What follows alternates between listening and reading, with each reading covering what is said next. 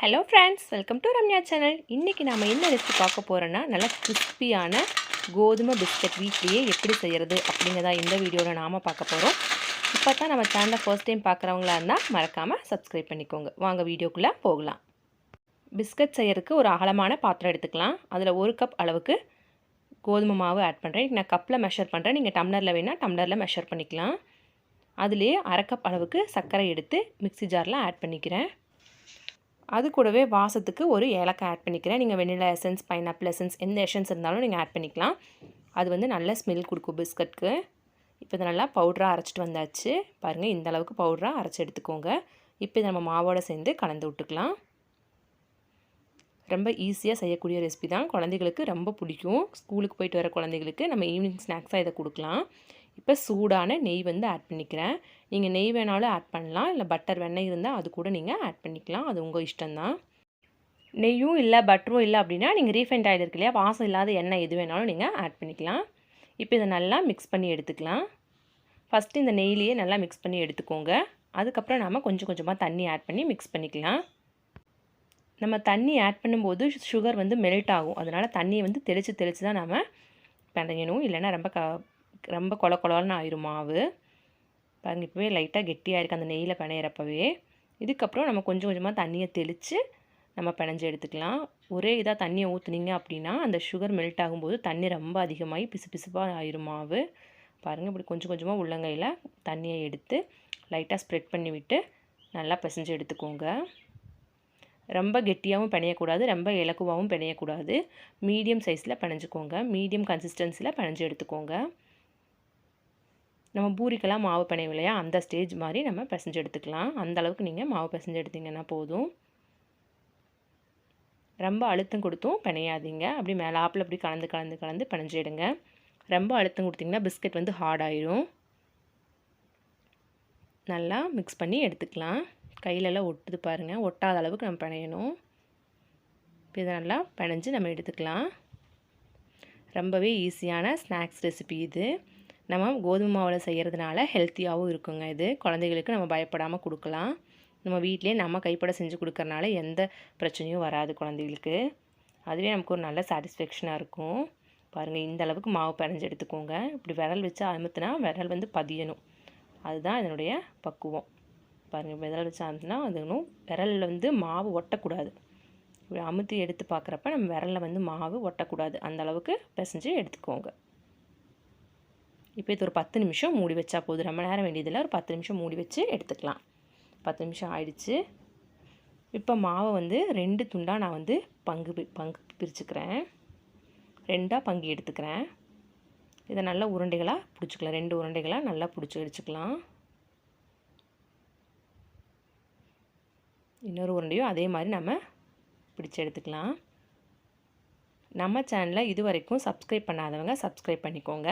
அப்படியே பக்கத்தில் இருக்க பெல் ஐக்கானையும் கிளிக் பண்ணிக்கோங்க. அப்போ தான் நான் போடுற வீடியோவோட நோட்டிஃபிகேஷன் உங்களுக்கு உடனுக்குடனே வரும். இப்போ இந்த பிடிச்சி வச்ச உருண்டையை வந்து நம்ம பரத்தி எடுக்க போகிறோம்.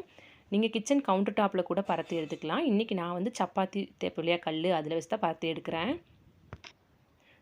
சப்பாத்தி கல்லை நம்ம மாவு போடுறனால போட்டுக்கலாம், இல்லைனா அப்படியே நீங்கள் பரத்தி எடுத்தாலும் எடுக்கலாம். ரொம்ப அழுத்தம் கொடுக்க வேணாம், மெதுவாக அழுகாமல் பரத்தி எடுங்க. அழுத்தம் கொடுக்காம மேலாப்பில் அப்படியே பரத்தி எடுத்துக்கோங்க. ரொம்ப லேசாகவும் பரத்தக்கூடாது, நம்ம சப்பாத்தி மாதிரி கொஞ்சம் தடிமனாக இருக்கிற மாதிரி நீங்கள் நல்லா பரத்தி எடுத்துக்கோங்க. 1 இன்ச் அளவு இருக்கணும்.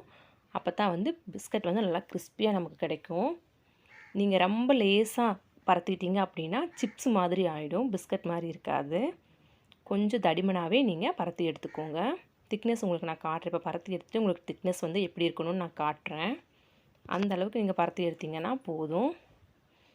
பாருங்கள், இந்த அளவு திக்னஸ் இருக்கணும். இந்த அளவு திக்னஸ் இருக்கிற மாதிரி நல்லா பரத்தி எடுத்துக்கோங்க. க்ளோஸ்அப்பில் காட்டுறேன் பாருங்கள்.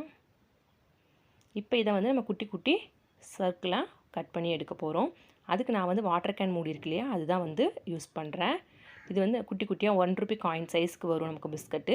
உங்களுக்கு கொஞ்சம் பெருசாக வேணும் பிஸ்கட்டு அப்படின்னு நினச்சிங்கன்னா பெரிய மூடியாக எடுத்துக்கோங்க. வேறு ஷேப் இருந்தாலும் நீங்கள் யூஸ் பண்ணிக்கலாம், அது உங்கள் இஷ்டம்தான். நான் அணி அச்சுக்காக செய்கிறனால குட்டி குட்டியாக காயின்ஸ்மாக இருந்தால் லைக் பண்ணி சாப்பிடுவாங்க அப்படிங்கிற குட்டி குட்டியாக எடுக்கிறேன்.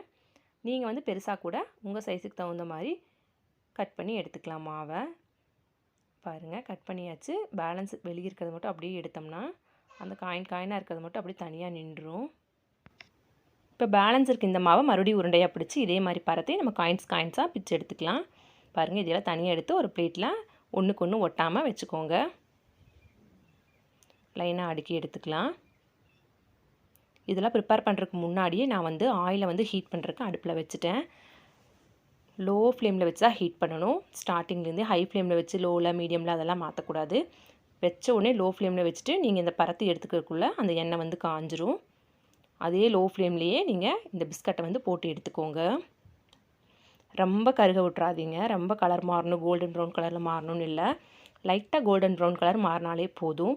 ரொம்ப மாறிடுச்சு அப்படின்னா பிஸ்கட் வந்து கடுக்குன்னு இருக்கும். சாப்பிட்றப்ப கிறிஸ்பினஸ் ஓவர் ஆகிடும். அப்புறம் வாயும் பல்லும் தான் வலிக்கும். ஸோ லைட் ப்ரௌன் ஆகிறப்ப நீங்கள் இதை எடுத்துடலாம். போட்ட உடனே திருப்பி போட்டுக்கிட்டே இருங்க. ஒரு சைடே விட்டுட்டிங்க அப்படின்னா மேலே வெள்ளையாகவும் கீழே வந்து ப்ரௌனாகவும் இருக்கும். அதனால் திருப்பி விட்டுக்கிட்டே இருங்க. அடுப்பில் போட்டுட்டு நல்லா திருப்பி விட்டுக்கிட்டே இருங்க பிஸ்கட்ஸை. இவ்வளோதாங்க, நமக்கு சூப்பரான கிறிஸ்பியான வீட் பிஸ்கட் வந்து ரெடி ஆகிடுச்சு. இன்னும் லைட்டாக கலர் சேஞ்ச் ஆனால் போதும் நமக்கு. இதை எடுத்து அப்படியே நம்ம சர்வ் பண்ண வேண்டியதாக சூப்பராக இருக்கும். போட்ட உடனே நீங்கள் கொடுத்தீங்கன்னா உள்ளே வந்து ஸ்பான்ஜியாகவும் வெளியே கிறிஸ்பியாகவும் இருக்கும். ஒரு 5 மினிட்ஸ் 10 மினிட்ஸ் ஆற விட்டுட்டு அதுக்கப்புறம் சாப்பிட்டிங்கன்னா நல்லா முறுமுறுன்னு சூப்பராக இருக்கும் பிஸ்கட்டு. கொஞ்சம் டிஃப்ரெண்ட்டாகவும் இருக்கும். இதில் நீங்கள் எசன்ஸ் ஆட் பண்ணிட்டீங்கன்னா அதே டேஸ்ட் வந்து உங்களுக்கு வரும். வெனிலா எசன்ஸ் ஆட் பண்ணிங்கன்னா வெனிலா டேஸ்ட் வரும். பைனாப்பிள் எசன்ஸ் ஆட் பண்ணிங்கன்னா பைனாப்பிள் டேஸ்ட் வரும். அது உங்களுக்கு பிடிச்சிருந்தா நீங்கள் ஆட் பண்ணிக்கலாம். நான் இன்றைக்கி ஏலக்காய் மட்டும்தான் ஆட் பண்ணேன். இவ்வளோதாங்க. பாருங்கள் நமக்கு பிஸ்கட்ஸ் வந்து ரெடி ஆகிட்டே இருக்குது. இது வரைக்கும் நம்ம சேனலை சப்ஸ்கிரைப் பண்ணாதவங்க சப்ஸ்கிரைப் பண்ணிக்கோங்க. இந்த வீடியோ பிடிச்சிருந்தா கண்டிப்பாக லைக் பண்ணுங்கள், கமெண்ட் பண்ணுங்கள். வீட்டில் இதை ட்ரை பண்ணி பார்த்துட்டு எப்படி இருந்துச்சுன்னு எனக்கு கமெண்ட்டில் சொல்லுங்கள். இந்த அளவுக்கு ப்ரௌன் ஆனால் போதும். ரொம்ப ப்ரௌன் ஆகணும்னு அவசியம் கிடையாது. இப்போ இதை நம்ம இன்னொரு பிளேட்டுக்கு மாற்றிக்கலாம். இவ்வளோதாங்க, நமக்கு சூப்பரான கிறிஸ்பியான கோதுமை மாவு பிஸ்கட் வந்து வீட்டிலே ரெடி பண்ணியாச்சு. இந்த ரெசிபி உங்களுக்கு பிடிச்சிருந்தா லைக் பண்ணுங்கள், ஷேர் பண்ணுங்கள், கமெண்ட் பண்ணுங்கள். மறக்காமல் நம்ம ரம்யா சேனலை சப்ஸ்கிரைப் பண்ணிக்கோங்க. இப்போ பாருங்கள் எவ்வளோ சூப்பரான வீட் பிஸ்கட் நமக்கு ரெடி ஆகிடுச்சுன்னு. எவ்வளோ கிறிஸ்பியாக சவுண்டாக இருக்குது பாருங்கள். சூப்பராக இருக்குல்ல சவுண்டு கேட்குறதுக்கு. எவ்வளோ கிறிஸ்பியாக இருக்குன்னு பாருங்கள். இவ்வளோதான் இந்த ரெசிபி. தேங்க்யூ.